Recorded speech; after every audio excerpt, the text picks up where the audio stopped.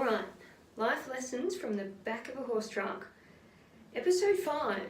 Now, for anyone paying attention, episode 5 has been a long time coming. And I'm going to say, lots of people have asked me about this, and I, until now, haven't had much of an answer. All I knew was that I was at some creative low, and any motivation that I kind of already had was pretty much used up by the time I got out of bed in the morning. And so finding this answer actually reminded me of all of the times that I've asked this question: why am I riding like poop? And I don't think there's a single one of us who has not asked that question and not screamed it aloud at a parent, a partner, or a coach. And yeah, I think sometimes we hit this problem and we go looking for solutions, and we kind of start down here. Now, this is my favourite little way to kind of understand our riding experience. I feel like when we ride, success or failure is kind of determined by whether your mind, your body and your horse kind of work together. And yeah, I feel like when we strike this problem, like, that was awful, why am I riding like poop? I feel like we kind of start down here and we go like, alright, so, I'm not getting what I want out of my horse. So let's get his teeth checked, let's check saddle fit, let's change his feed. And we ask all of those kind of questions, and they're really good questions to ask, and they're really good boxes to tick. But often the solution doesn't lie there, as far as I've seen in my coaching practice.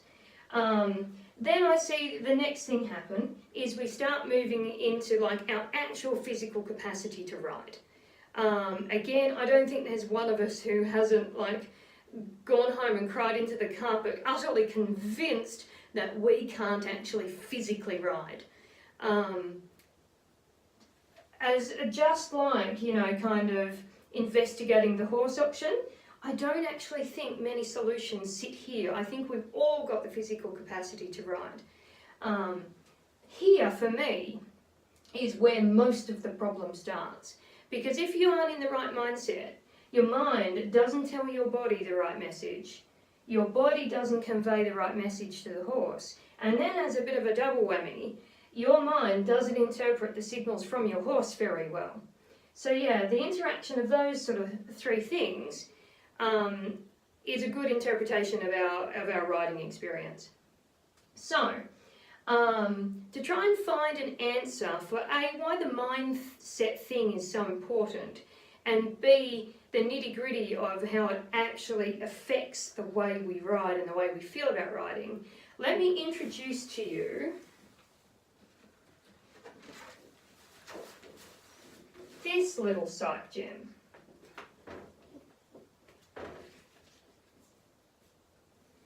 So this is called Maslow's hierarchy of needs. And basically, like the pyramid, just like the food pyramid, those things at the bottom are the ones that are most vital for life. As we get up to the top, we're talking more about being our best selves, but it's really hard to be your best self when you've got some issues further down the pyramid that are kind of going unanswered. So let's go through these step by step. Now the bottom one here, which I realise is written in small font and you won't be able to read it. So down the bottom here is physiological needs. So these are literally the things that are vital for our life. They're things like food, they're things like water, breathing, which happens to be quite essential for life. Then there's a biggie, okay? So then there's sleep, because going without sleep really affects your decision making. Going without food makes you hangry. In science, hangry is totally a thing. Believe that this is a thing. And horse riders tend to have a little bit of ego staked down here. We like the stoic approach to life. We actually brag about how little sleep we get. and how long we can go without food. And, you know, even here, excretion, we brag that we haven't had a wee all day, like seriously? But yeah, like going without these physiological needs actually triggers off some serious threat mechanisms in the brain. Here, the next one up, safety needs. So we have things like security, we have your health, we have your employment and income. We have a place to live, we have freedom from harm. You can understand that these things, if those things are threatened, that it's actually really hard to kind of ride well and achieve, because quite often you're riding around thinking of you know, what's going wrong in day-to-day life and how you can improve it. The next one up, our love and belonging needs. So this can be, this is another little trap for the horse rider. So we can't always guarantee that our love and belonging needs will be met, because we do have things like problems in relationships, and we do have so, you know, we do have risk rejection every day. The problem for a horse rider is that if you have your loving belonging needs not met, if there's a deficit there, the challenge is that you go and look for that love and belonging from your horse, and it's not the horse's job. I am a massive fan of the mental health ride, and look, who hasn't had an ugly cry into their horse's mane, because horses are beautiful, non-judgmental creatures, so we can kind of do those things. But if we move beyond that and we start demanding this kind of kinship from our horses, we can't communicate that to them very well, so they start actually letting down our expectations. And that's one place where the ride can really go wrong. That if you're riding for a sense of love, the horse can very much let you down. Same deal for the next one up, esteem needs. So, and you know, if I was to say that I am not a bit prone to doing this, then I'd be lying. I, like many people, do a bit of the old, like, I feel good when my horse goes good.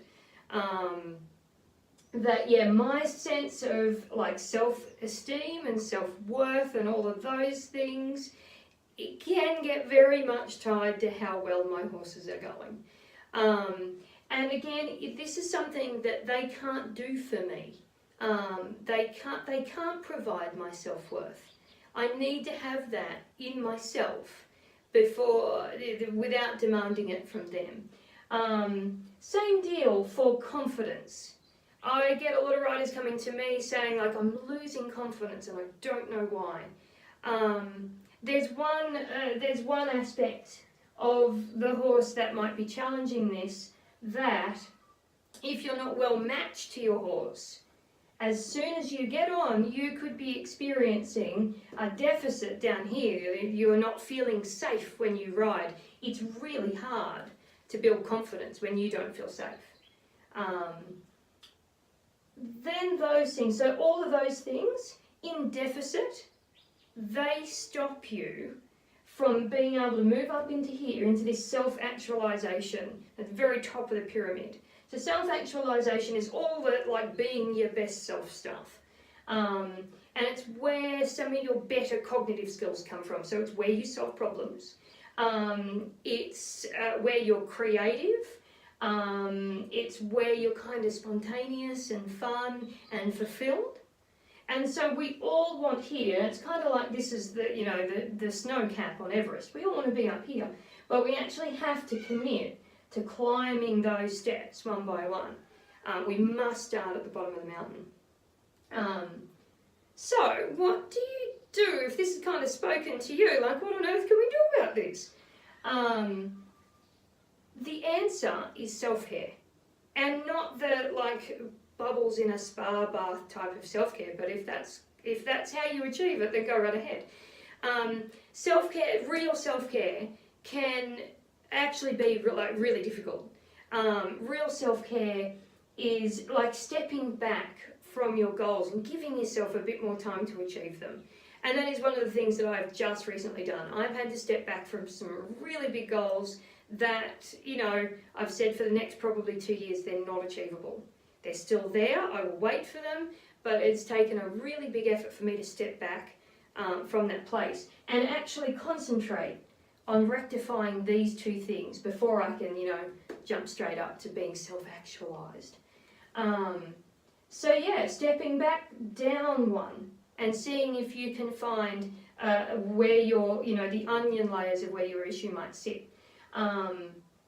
That, you know, I actually think that the best form of self-care is like intimately knowing and honestly appraising yourself from the inside out. So like a little bit of self-reflection where you don't beat yourself up, but you actually seriously sort of go like, right, you know, I've got this problem with my self-esteem, and step down a level and go like, how am I on love and belonging? And so you're sort of going like, oh, I've got a little problem with love and belonging. I don't feel like I, you know, kind of fit in with anybody. And then coming down here and going like, is it because I'm not going so well in my job? And if so, then can you fix this problem? Rather than trying to sit up here and sort of putting a superficial fix at the top end of the pyramid. So yeah, I hope that's really helpful. It's helped me a great deal. And yeah, I'll hopefully use this to be a bit more productive on some more life lessons.